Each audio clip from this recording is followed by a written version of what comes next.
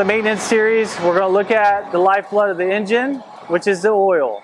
We have a seasoned technician, Jeremy. He's going to show us step by step how to properly check your oil. Let's check it out. All right, so here we have the Nightster 975. This is the Revolution Max motor. So with this motor, what you want to do is you want to get the bike nice and warm. You don't want it hot, you don't want it cold, but you want it warm. So one of the ways you can do that, you can either hop on it, go for a lap around the block, or you can just start it up, let it idle for a couple minutes. That way it just gets nice and warm. And then with this specific model, you can either check your dipstick upright or on a side stand. For this demonstration, we're doing it upright. So what you want to do is you want to wipe your dipstick clean. That way you get an accurate measurement when you're checking.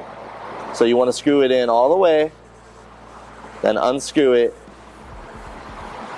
and check. We're looking for the option for upright, and you can see right here we're just a little past, so we're going to drain a little bit of oil to get it to the right level. So not everybody has a motorcycle lift in their garage.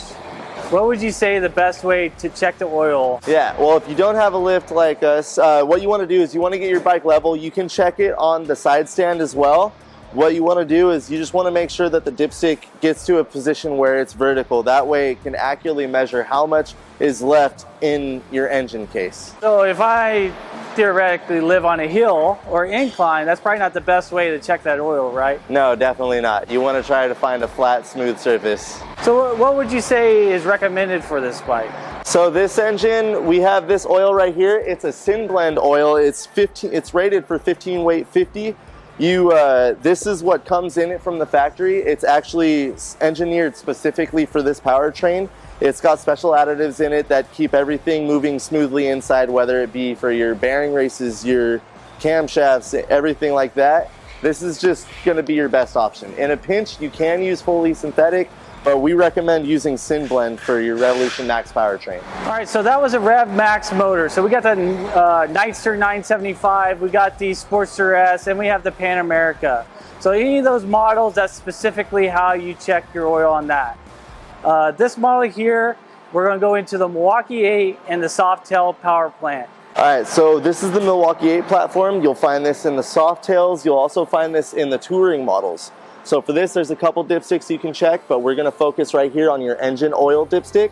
So this one is the same. You're going to want to wipe it clean.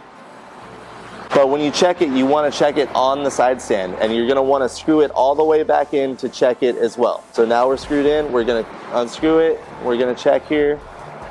Now when you're in here, you're in the safe zone. I generally like to put it somewhere in the middle, but if you don't see any fluid here, you want to add oil. If you are past this line, you want to drain oil. As long as you're in this safe zone, you're good to go.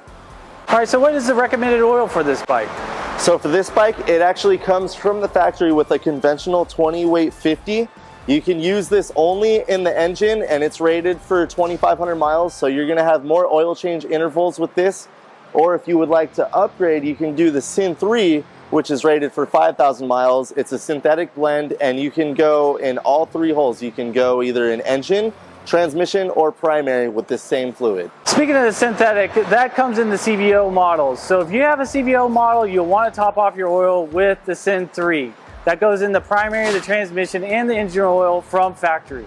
So Jeremy, I was just curious, if I don't know much about my oil and I don't know what intervals I'm at, what is a key indicator that could tell us there's a problem with the bike? So one of the indicators that will let you know, you have an oil light. You can see right here, that red light, that's your engine oil light. Now it's gonna stay on and then it'll shut off. And like Jeremy was saying, when that oil light is on, we have a problem.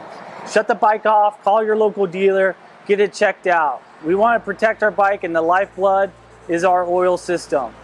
Again, we appreciate you coming in and watching the video. Let's go ride.